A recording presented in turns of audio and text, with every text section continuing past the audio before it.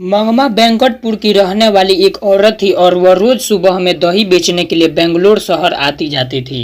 वह एक विधवा औरत। वह अपने बेटे, बहू और पोते के साथ रहती थी, जिसके कारण वह घर चलाने के लिए दही भी बेचती। जब भी वह बेंगलोर शहर में दही बेचने जाती थी तो वह लेखक के घर जरूर जाती थी। वह लेखक से ही सुख दुख की बात करती थी। एक दिन जब वह दही बेचकर घर आई तो देखी कि नजमा अपने बेटे को मार रही है।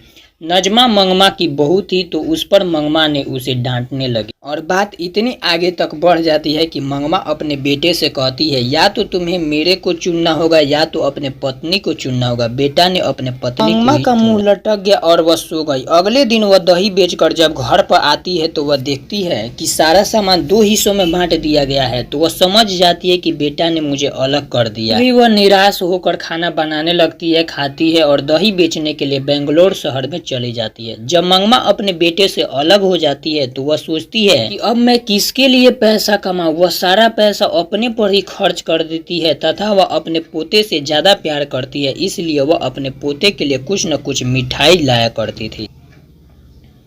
एक दिन की बात है, जब मंगमा दही बेचकर घर पर जा रही थी तो मंगमा के गांव में एक जुआरी और लंपट व्यक्ति था। वह मंगमा का धन चाहता था, नहीं वह मंगमा को अनाथ समझकर उसकी इज्जत को भी लूटना चाहता था। वह जानता था कि उसका बेटा ने उसे अलग कर दिया है, तो वह मंगमा को रास्ते में रोक कर बोलता है कि मंगमा, मुझे कुछ रुपये की जरूरत है। मंगमा बोलती है कि मेरे पास रुपये नहीं है। तो रंगपा बोलता है कि तुम्हारे पास बहुत रुपये हैं, आखिर तुम उस पैसे का क्या करेगी। वह कैसे भी रंगपा को मनाकर उससे छुटकारा पा लेती है और घर चलने लगती है।